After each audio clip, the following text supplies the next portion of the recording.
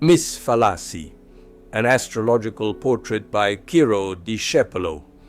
He is called Pluto, the child never born, by Oriana Fallaci, and the letter that she wrote to him is not only a book of protest and poetry, but also and above all a glimpse of her deepest soul, a sort of diary of Anne Frank in which the writer-journalist discovered herself, laid bare an absolutely new side of herself, a confession in which her participation registers the maximum vibration of resonance with the subject.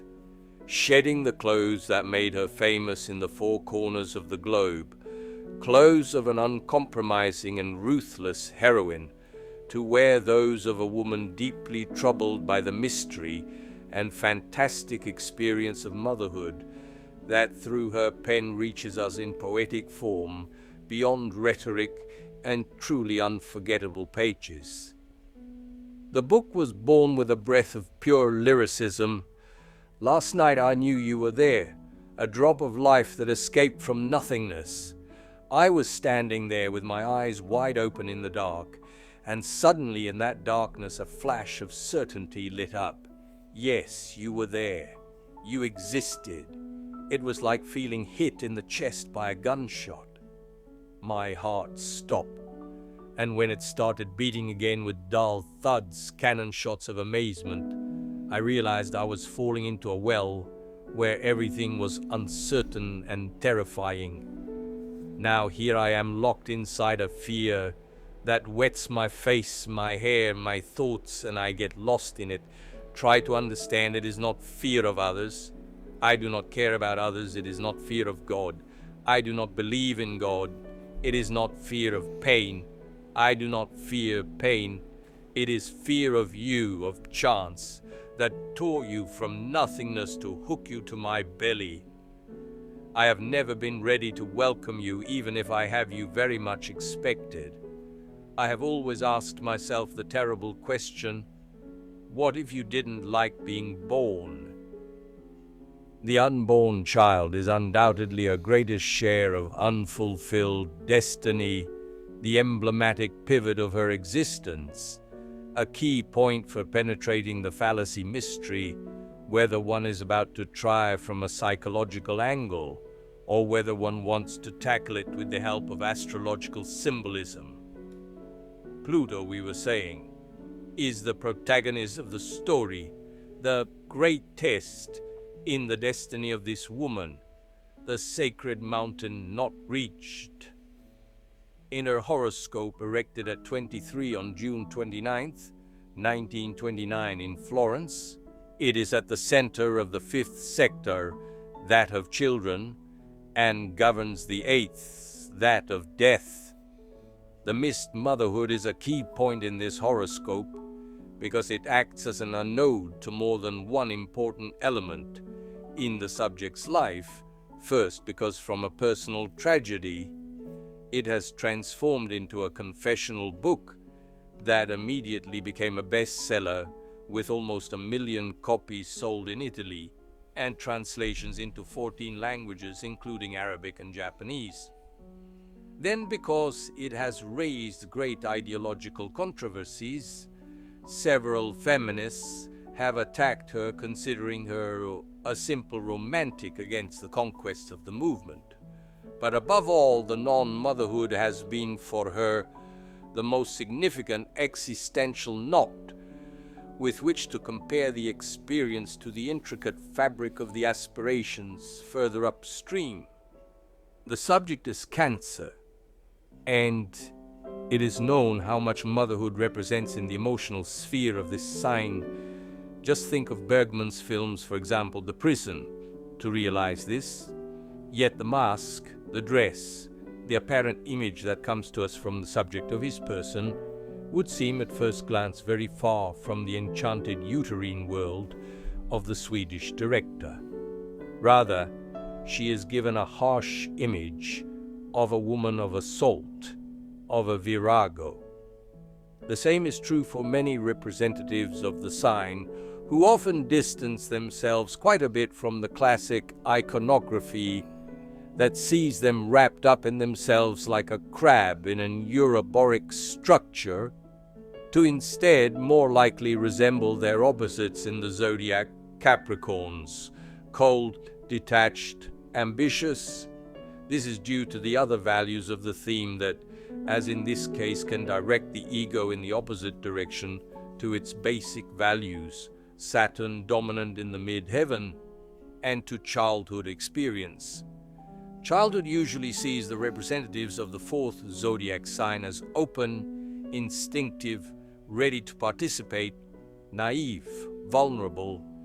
This exposes them to burns that in such conditions are repeated frequently, and for this reason the tender Cancerian ends up closing himself more and more in himself to become tough, but only in form, because inside he continues to be a big sentimentalist. And here we are at the existential crux for Oriana Fallaci, the Moon-Uranus conjunction in Aries, in the first house and square to the Sun, an assault conjunction reminiscent of the Bengal Lancers, which up until that moment in her life had held up, and which had offered us the most successful image of the journalist, is temporarily swallowed up by the Cancerian values, reawakened by the great experience on the way. Her life at that point was at a crossroads. If the child had been born, the needle of her internal scale would no longer have been able to ignore the weight of the large amount of sensitivity that is in her, and that would certainly have been amplified in the experience of motherhood. But she had an abortion, not by her conscious will, and together with the fetus she also removed, to a large extent, these values, giving a turn of the rudder to her life in the direction of the old route that all in all better expresses her aspirations.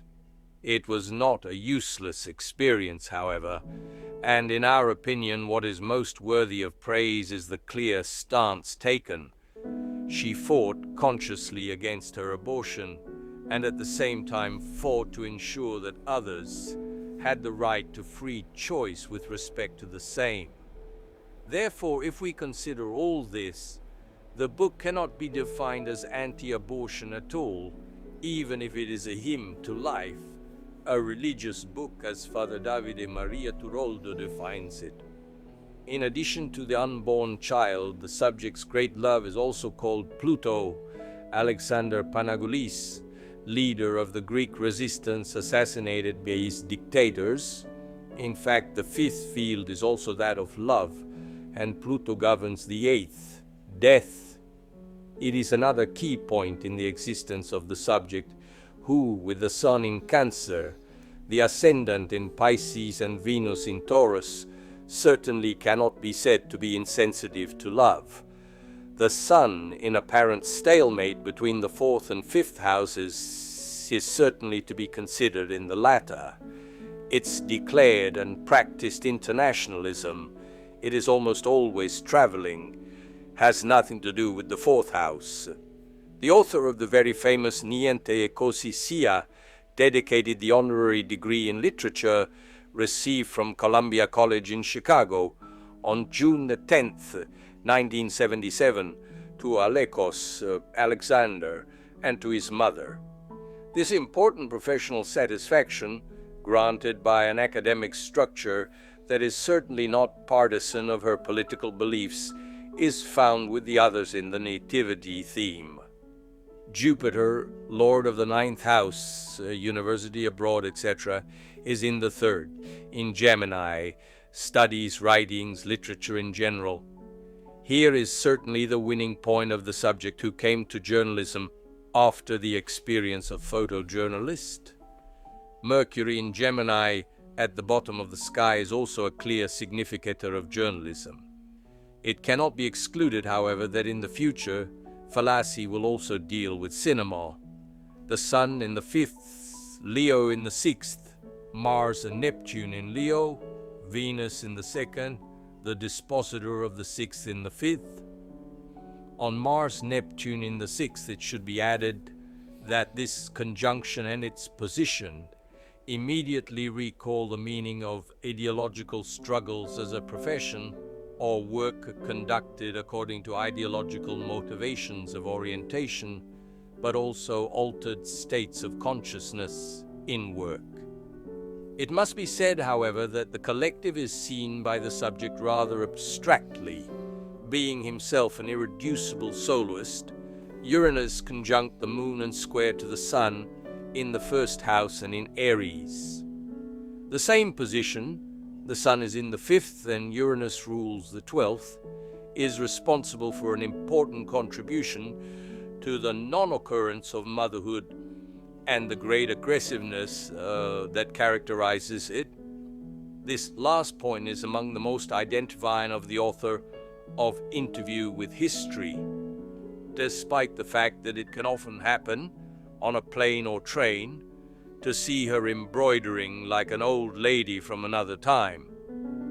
To the curious journalist, she replies, "A trifle, you know, all it takes is a needle, a piece of wool, a drawing on the fabric, but it relaxes. I like it. I do it especially when traveling. Maybe I forget my passport when I leave, but never the needle and wool for the small stitch." We have already said about the positive function of Jupiter in the horoscope in question, a winning point in the birth chart. On the other hand, among the journalist's biggest thorns are those represented by the Mars-Neptune conjunction in the 6th house. It is fair to attribute the bad relations between her and her colleagues in general, especially women, to this conjunction.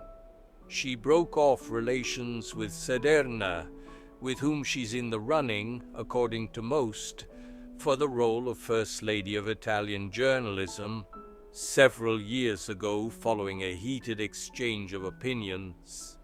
Following Sederna's enthusiastic statements on the China she had just visited, statements that our journalist had joked about. More recently, the breakup with another colleague, Natalia Aspesi. However, she does not only have a generally conflictual relationship with her colleagues.